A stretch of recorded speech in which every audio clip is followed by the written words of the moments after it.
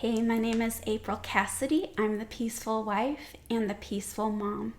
And I'd like to invite you to be peaceful in Christ too.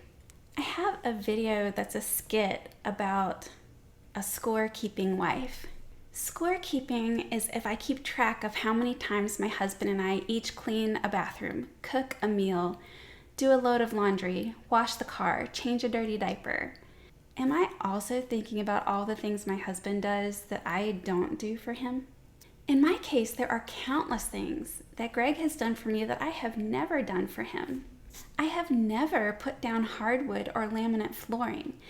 I have never done yard work. I'm allergic to grass, I'm allergic to pollen, I'm allergic to almost everything outside. I have never worked on the yard or done gardening. I have never fixed the cars. I have never helped our kids with algebra homework. I have never gone under the house to fix the garbage disposal explosion under the house. I have never fixed the sewer line or done any plumbing. I have never fixed the ductwork under the house. I have never fixed the sump pump when it quit working the 3 or 4 times now that's happened. I have never put up drywall. I have never put up tile. I have never refinished the deck or rebuilt the deck. Does my husband look at me and judge me as not loving him as much as he loves me because I never did all these things that he did? Is he keeping tally marks? Of course not. He sees us as a team. Comparing every little thing we each do and trying to divide it 50-50 all the time is never a good idea because we humans don't judge rightly. This is why God is the judge, and we will all answer to him, not to any person. Comparing who brings in every dollar and who does each chore how many times per week is a fleshly, worldly, relationship-destroying approach. When we want everything to be exactly 50-50 all the time, we end up resentful, bitter, and angry. We are offended at the smallest perceived slight. That is what scorekeeping does. It feeds a spirit of offense instead of a spirit of love, grace, mercy, generosity, and romance. Love is superior to scorekeeping.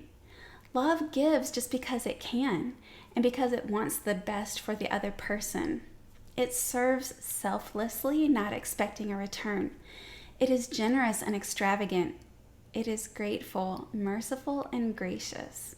Love doesn't look at the price tag for staying up all night with a sick husband in the ER, or helping an injured husband through months of physical therapy, or doing everything around the house and for the kids when a husband is deployed for a year.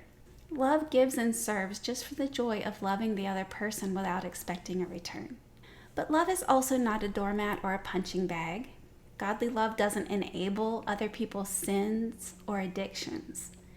Real love seeks to do what is best for the other person in God's eyes, and can even respectfully, gently confront sin when necessary to bless the other person and the marriage.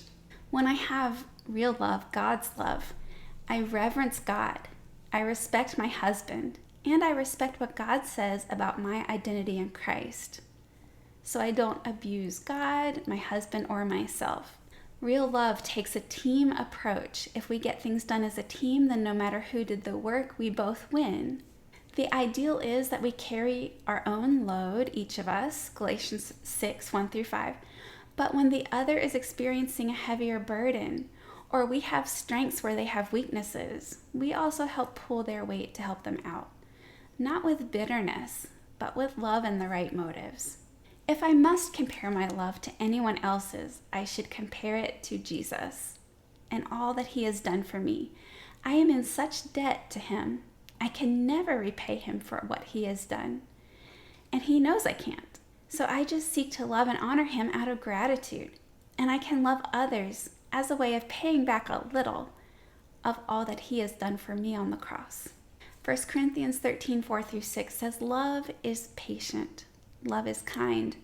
It does not envy. It does not boast. It is not proud. It does not dishonor others. It is not self-seeking. It is not easily angered. It keeps no record of wrongs." Real love is not people-pleasing, enabling, or codependency. It is not doing everything anyone else wants me to do and never saying no. It is not disrespecting myself. If you need resources on these things, please let me know and I will share some of the posts in the comments. Thank you so much for being here today. You are welcome to like, comment, subscribe, or share this video. You can find me on my blogs, peacefulwife.com and peacefulsinglegirl.com. You can also find me on Facebook, Peaceful Wife Blog, and Instagram at Peaceful Wife. I'm glad you stopped by, and I hope you will choose to have a peaceful day in Christ.